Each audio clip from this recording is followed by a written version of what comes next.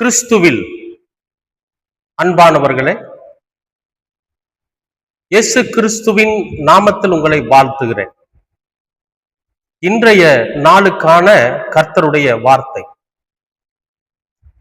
ஒரு மனிதனுக்கு ஏற்ற காலத்துல, அதாவது உணவு தேவைப்படுகிற காலத்துல உணவு, தண்ணீர் தேவைப்படுகிற நேரத்துல தண்ணீர், அப்படி எந்தெந்த சூழ்நிலையில எது எது தேவையோ அதை சரியானபடி கர்த்தர் நமக்கு கொடுக்கணும். அப்படி அவர் கொடுக்கணும், அதை நாம பெற்றுக்கொள்ளணும்.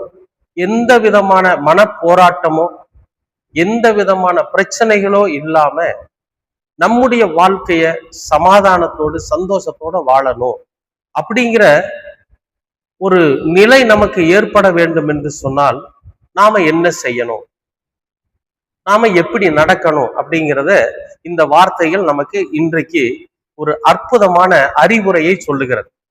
அது என்னன்னு கேட்டீங்கன்னா, ஏசாயா 33 அதிகாரம் 15, 16 2 வசனங்கள். நீதியாய் நடந்து செம்மையானவைகளை பேசி, நீதியா நடக்கணும், யாருக்கும் அநியாயம் செய்யக்கூடாது, அநீதிக்கு துணை போகக்கூடாது. யாராவது பாதிக்கப்படுறாங்கன்னா அவர்களுக்கு நம்ம உண்மையா உதவி செய்யணும். அப்படி இல்லாம எரியிற வீட்டுல புடுங்கிறது மிச்சம் அப்படின்னு சொல்லி ஒரு பழமொழி சொல்லுவாங்க. இப்ப யாராவது அவதிப்படுறாங்க, துன்பப்படுறாங்கன்னா அந்த துன்பத்தினால நமக்கு என்ன பயன், அவர்கள் துன்பப்படுகிறதுனால நமக்கு என்ன லாபம் அப்படின்னு பார்க்க கூடாது. ஒருவர் துன்பப்படுறாங்க, அவர்களுக்கு ஒரு இடத்துல அநீதி விளைக்கப்படுகிறது என்றால் அந்த அநீதியை தட்டி கேட்டு அவர்களுக்கு நீதியை பெற்றுக்கொள்ளும்படியா செய்யணும். நாம நீதியா நடந்துக்கணும். நாம யாரிடத்திலையும் அநீதியா நடக்கக்கூடாது. அப்படி அநீதியா நடக்கக்கூடாது. செம்மையானவைகளை பேசி, சரியானதை பேசணும், நியாயமான வார்த்தைகளை பேசணும். அனாவசியமா மற்றவருடைய மனசு புண்படும்படியா பேசக்கூடாது. நம்முடைய வார்த்தைகள் மற்றவர்களுக்கு ஒரு ஆறுதலா இருக்கணும். எப்பயுமே பரவாயில்ல விடுங்க, நீங்க தோத்துட்டீங்களா பரவாயில்ல விடுங்க, அடுத்த முறை ஜெயிச்சுக்கலாம். நீங்க நஷ்டப்பட்டுட்டீங்களா பரவாயில்ல விடுங்க, அடுத்த முறை உங்களுக்கு நல்ல லாபம் கிடைக்கும் அப்படின்னு சொல்லி அவர்களுக்கு ஒரு ஆறுதலை சொல்கிறபடியா பேசணுமே தவிர தப்பான காரியத்தை பேசி அவர்கள் மனசு உடைஞ்சு போகும்படியான வார்த்தைகளை பேசக்கூடாது. அப்ப செம்மையானவைகளை பேசி இடுக்கண் செய்வதால் வரும் ஆதாயத்தை வெறுத்து, ஒருத்தருக்கு ஒரு துன்பம் விளைவிக்கிறதுனால வரக்கூடிய ஆதாயத்தை வெறுக்கணும். ஒருத்தர் கஷ்டப்பட்டு அவனுடைய வேதனையில சம்பாதிக்கிற அந்த சம்பாத்தியம் இருக்கு பாத்தீங்களா, அது கடவுளுக்கு ரொம்ப அருவருப்பானது. துன்மார்க்கனுடைய பழி கர்த்தருக்கு அருவருப்பானது. செம்மையானவர்களுடைய ஜெபமோ அவருக்கு பிரியம் அப்படின்னு சொல்லி ஒரு வார்த்தை உண்டு. அதைத்தான் இங்க சொல்றாரு, இடுக்கண் செய்து அதனால் வரும் ஆதாயத்தை வெறுத்து. வேண்டாம். ஒருத்தர் கஷ்டப்பட்டு வேதனைப்பட்டு ஒருத்தர் துக்கப்பட்டு அவருடைய ரத்தத்துல சம்பாதிச்ச அந்த பணத்தை, மற்றவருடைய ரத்தத்தை உறிஞ்சி நாம சம்பாதிக்கிற அந்த சம்பாத்தியம் இருக்கு பாத்தீங்களா, அது வேண்டாம், அதை வெறுத்துருங்கிற. அது எத்தனை கோடி வந்தாலும் சரி, எத்தனை லட்சம் வந்தாலும் சரி, அதைய நாம என்ன பண்ணக்கூடாது, அபகரிக்க கூடாது, அதை நாம பயன்படுத்தக்கூடாது. அதை நம்ம வெறுத்து வேண்டாம், அது அவர்களுக்கு சொந்தமானது, அது அவர்களுடைய உழைப்பு, அவர்களுடைய ரத்தம் சிந்தி வேர்வியா சிந்தி சம்பாதிச்சிருக்கிறாங்க அப்படிங்கிற உணர்வோடு கூட நாம அதை எடுத்துக்காம அதை அவர்களுக்கே கொடுக்கணும். அதை வெறுத்தரணும். அதை கொடுத்தா கூட நமக்கு வேண்டாம், இது உங்களுடையது, நீங்க வச்சுக்கங்கன்னு சொல்லணும். அப்படி ஒரு மனசு நமக்கு வேணும், அப்படி இருக்கணும்ன்றார். அப்புறம் பரிதானங்களை வாங்காதபடிக்கு தன் கைகளை உதறி. பரிதானம்னாக்கா 2 சொல்றாங்க, ஒண்ணு லஞ்சம், இன்னொன்னு வரதட்சணை. இந்த 2ம் வாங்காம, அதாவது நெருப்புல இப்படி கை வச்சுன்னு வச்சுக்கலாம், கை இப்படி உதறோம் இல்லையா, நெருப்புல இப்படி கைய வச்சுட்டா கை என்ன பண்ணிடுவோம், அப்பா அப்படின்னு உதறோம் இல்ல. ஏன்னா அந்த நெருப்பு இதுல ஒட்டிட்டு இருந்துச்சுனாக்கா மறுபடியும் சுடும். அதுக்காக நம்ம என்ன பண்ணிடுவோம், அப்படி உதறிடுவோம். அந்த மாதிரி எப்படி நெருப்பு கையில பட்டா உதறோமோ அந்த மாதிரி பரிதானத்தையோ அதாவது லஞ்சத்தையோ வரதட்சணையோ வாங்கும் போது அவங்க கொடுத்தாங்கன்னா அதை கையை உதறிடணும். ஐயோ எனக்கு வேண்டாம், அது என் கையில பற்றக்கூடாது, என் கையை அது தொற்றக்கூடாதுன்னு சொல்லி நம்ம கையை உதறிடணும். அதை தொடக்கூட கூடாதுங்கிறார். லஞ்சத்தையோ வரதட்சணையோ நாம தொடக்கூடாது, கையை உதறிடணும். அந்த கையை உதறி ரத்தம் சிந்துவதற்கான யோசனைகளை கேளாதபடிக்கு தன் செவியை அடை. மற்றவர்களை கொலை பண்றது, அவங்களை அடிக்கிறது, கூலிக்கு மற்றவர்களை போய் ரத்தம் சிந்த வைக்கிறது, அந்த மாதிரியான காரியம், அந்த மாதிரியான செயல். நயவஞ்சகமா நல்லவனை வந்து ரத்தம் சிந்த வைக்கிறது, நயவஞ்சகமா பேசி நல்லவர்களை வந்து ஒரு ஒரு விபத்துக்குள்ளாக்குறது, இந்த மாதிரியான ஒரு கொடூரமான கொலைக்கு சமமான காரியத்தை யாராவது நம்ம செய்ய சொன்னா அதுக்கு நம்முடைய செவிகளை அடைச்சுக்கணும். எங்கிட்ட அது சொல்லாதீங்க, நான் அப்படிப்பட்டவன் அல்ல, எனக்கு அதுக்கு சம்பந்தம் இல்லை, மற்றவர்கள் ரத்தம் சிந்துறது என்னால பொறுக்க முடியாது, எங்கிட்ட நீங்க சொல்லாதீங்க அப்படின்னு சொல்லி அப்படிப்பட்ட ஒரு தவறான செயலுக்கு நம்முடைய செவிகளை அடைச்சு. பொல்லாப்பை காணாதபடிக்கு தன் கண்களை மூடுகிறவன் எவனோ. பொல்லாப்பான காரியத்தை, அதாவது ஒரு பொல்லாத ஒரு விஷயம் நடக்குதுன்னு வச்சுக்கலேன், அதை போய் பார்த்து அதை ரசிச்சு அதை ஆராய்ஞ்சு பார்த்து அதை நாமளும் செய்யலாம்னு சொல்லி முடிவெடுத்து, ஏன்னா கண்களினால் ஏற்படுகிறதுனாலதான் இச்சைகள் அதிகமா வருது.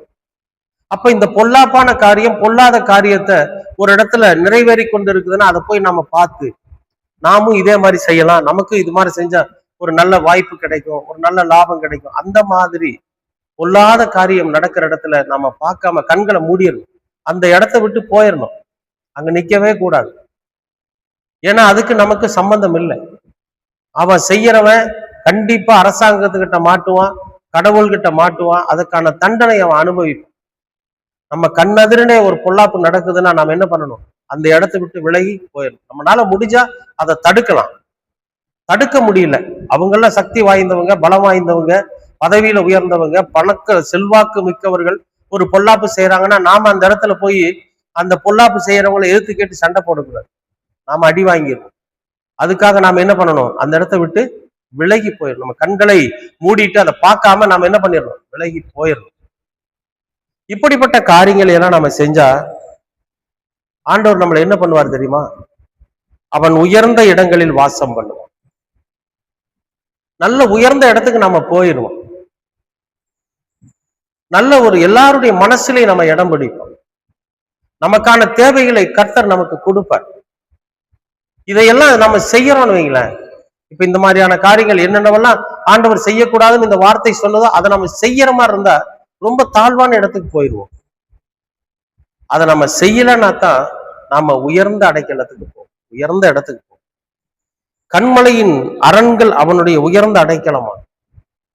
கண்மலையின் அரண்கள், அரண பாதுகாப்பு, பாறையை சுற்றிலும் இருக்கக்கூடிய பாதுகாப்பு, பெரிய மதில் சுவர், பெரிய பெரிய பாறைகளினால் உருவான ஒரு பெரிய மதில் சுவர் இருக்கு இல்லையா, அது நமக்கு பாதுகாப்பா இருக்கும். அந்த பாதுகாப்புக்கு நடுவுல தான் நம்ம இருப்போமா, நம்மளை யாரும் சேதப்படுத்த முடியாது. ஏன்னா ஆண்டவர் நம்மை சுற்றிலுமாய் அரணாய் பெரிய பாதுகாப்பா இருப்பார். அப்புறம் சொல்றாரு பாருங்க, அவன் அப்பம் அவனுக்கு கொடுக்கப்படும்.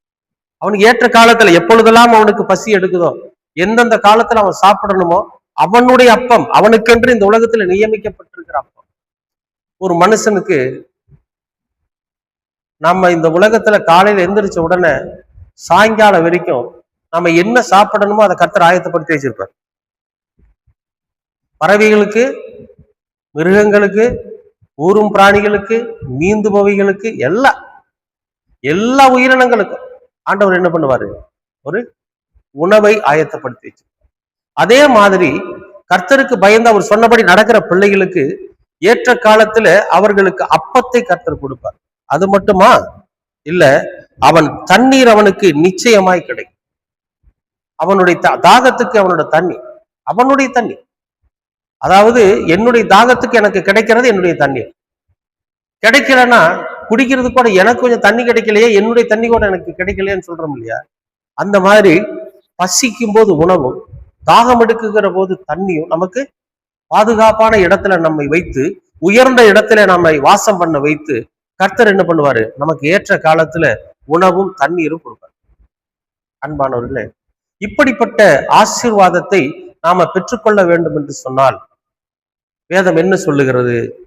நீதியா நடக்கணும், செம்மையானவைகளை பேசணும், இடுக்கன் செய்து வருகிற ஆதாயத்தை வெறுக்கணும், லஞ்சமோ வரதட்சணையோ வாங்கக்கூடாது, ரத்தம் சிந்தக்கூடிய யோசனைகளுக்கு நம்ம செவிகளை அடைச்சுக்கணும், பொல்லாப்பு நடக்கிற இடத்துல நம்முடைய கண்களை மூடிக்கணும்.